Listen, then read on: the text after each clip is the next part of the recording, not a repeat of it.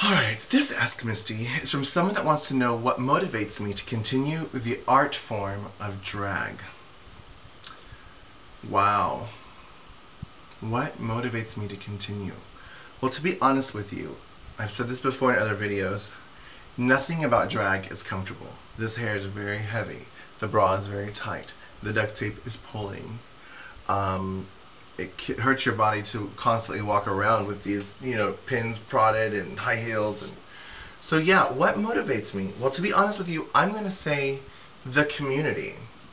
Walking out into the community and performing and entertaining the community and seeing the reward from the community and hearing the applause and the screams is 100% my reward. And it's what fuels me to keep going.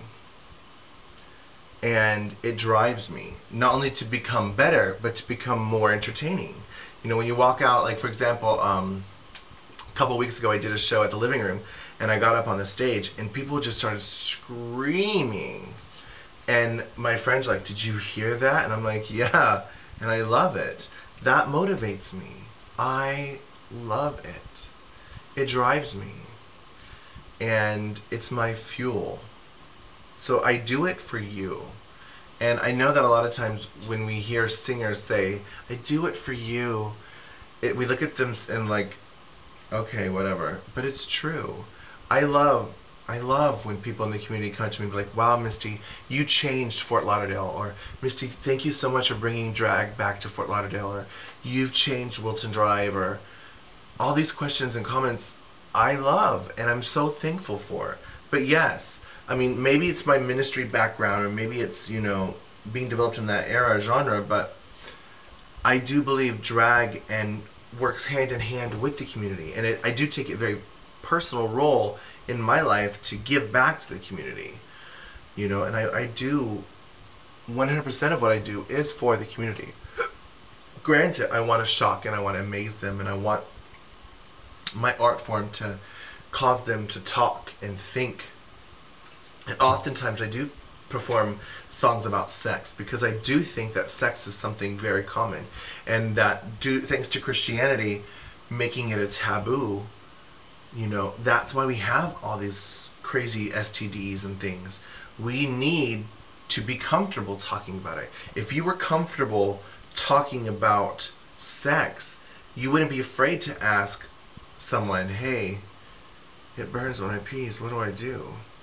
You wouldn't be afraid to be like, "Oh, I was going to have sex with this guy and he didn't want to wear a condom and I was afraid." And then your friends, if you were able to talk about that in the open, your friends would be like, "Girl, then you should tell him to hit the road. No glove, no love, mama." Or whatever. And the fact that, people are so afraid of sex and so afraid to put condoms in the schools and things is why all these little high school girls are pregnant. Our Christian parents think that just because we won't allow condoms in schools, it'll give the message that sex is okay. Wrong. They're going to have sex anyway. Look at the schools that have nurseries, daycares in the high school. Putting a condom in the school is not going to say that sex is okay. They are having sex. You need to put them a message in the school that if you're going to have sex, it's okay to protect yourself. I don't know how that message got twisted from what drives me. But yeah, it drives me. I perform for the community because I love the community. And I love it. I just love entertaining. And I started off in theater in high school as an actor. And I guess at one point in my life I realized that every time I went out for the leading role or the big burly man, they would look at me and be like, "Oh, you should do the chorus boy instead," because I was a more feminine person.